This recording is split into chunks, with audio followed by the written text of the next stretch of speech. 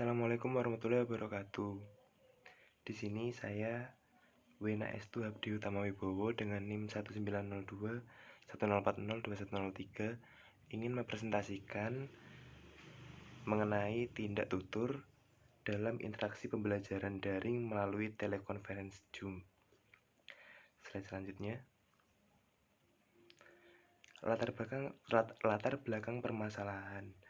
Di era yang semakin canggih saat ini, kita semakin banyak dimudahkan dalam berkomunikasi, salah satunya dalam kegiatan belajar mengajar.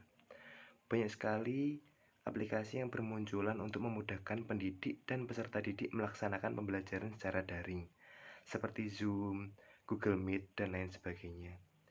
Aplikasi ini mampu menunjang keberhasilan berinteraksi dan belajar dalam kelas daring.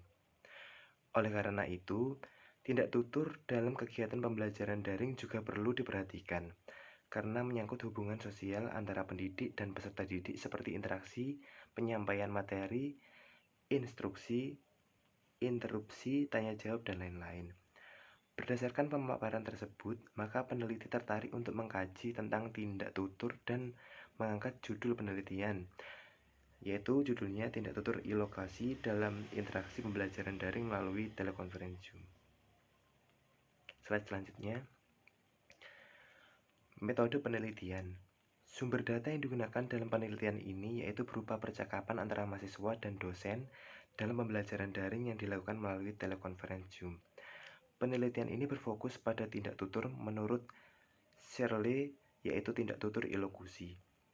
Dalam penelitian ini mencoba untuk mengungkapkan tindak tutur ilokusi dalam percakapan proses pembelajaran via daring antara mahasiswa dan dosen yang menjadi sasaran metode kualitatif. Slide selanjutnya. Definisi operasional sesuai dengan judul kajian. Tindak tutur ilokusi dalam interaksi pembelajaran daring melalui telekonferensi Zoom adalah sebagai berikut. 1. Tindak tutur. Tindak tutur merupakan komunikasi melalui tindakan tertentu yang memiliki suatu maksud seperti memberikan pertanyaan, memerintah dan suatu permintaan. Bentuk-bentuk dari tindak tutur ialah sebagai berikut. Tindak tutur ilokusi, yaitu menjelaskan bahwa tindak tutur ilokusi merupakan tindak tutur yang digunakan untuk menyatakan sesuatu sebagaimana adanya. Menurut Nader tahun 2009, halaman 14. Tindak tutur ilokusi yaitu tindak tutur yang dilakukan untuk menyatakan atau melakukan sesuatu.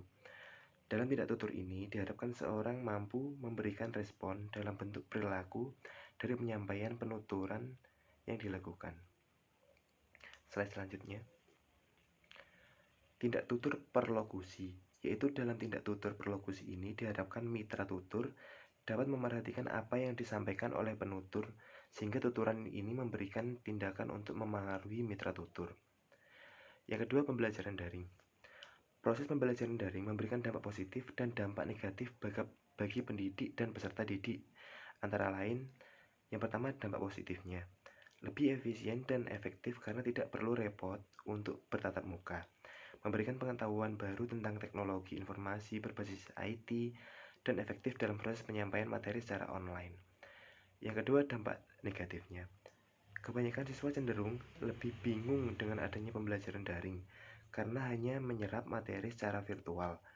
Bagi orang yang tidak bisa menggunakan IT, maka akan menimbulkan kebingungan. Slide selanjutnya. Yang ketiga, telekonferensi Zoom. Aplikasi Zoom kini sangat marak digunakan hampir di setiap bidang untuk kebutuhan seperti pendidikan, kesehatan, sosial, bisnis, bahkan kebutuhan politik. Dalam aplikasi Zoom tersebut memiliki berbagai fitur yang mendukung untuk membantu seseorang atau kelompok dalam melaksanakan komunikasi secara virtual, khususnya dalam proses pembelajaran. Fitur yang ada di dalam aplikasi Zoom antara lain adalah memiliki fitur share screen yang bisa dikomentari, mengacungkan tangan, dan fitur-fitur lain yang sangat bermanfaat bagi berkomunikasi. Bentuk-bentuk tindak tutur ilokusi yaitu sebagai berikut. Pertama, tindak tutur asertif seperti menyarankan, menyimpulkan, memberitahu, mengeluh, membual, bersumpah, dan lain-lain. Yang kedua, tindak tutur direktif seperti memerintah, meminta, mengundang, melarang, memesan, menganjurkan, menasihati, dan lain-lain. Yang ketiga, tindak tutur komisif seperti berjanji, mengusahakan, mengancam, menawarkan, dan lain-lain. Yang keempat, tindak tutur ekspresif seperti berterima kasih, mengucapkan selamat, memuji, berduka cita, meminta maaf, dan lain-lain.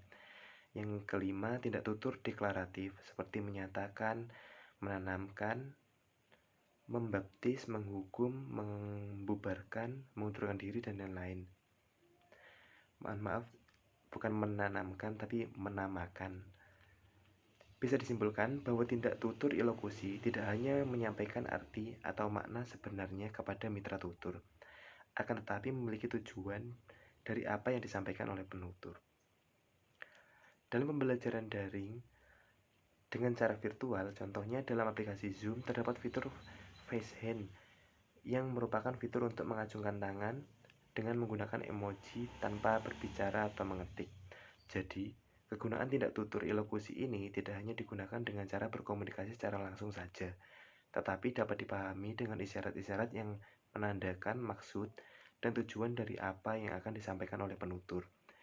Jika dikaitkan dengan berkomunikasi sehari-hari, tentunya tindak tutur ilokusi memiliki pengaruh yang cukup tinggi dalam memberikan makna dan maksud.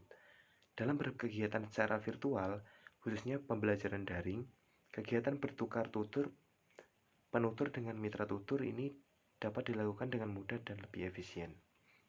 Terima kasih. Saya rasa cukup presentasi pada video ini. Kurang lebihnya mohon maaf. Terima kasih. Wassalamualaikum warahmatullahi wabarakatuh.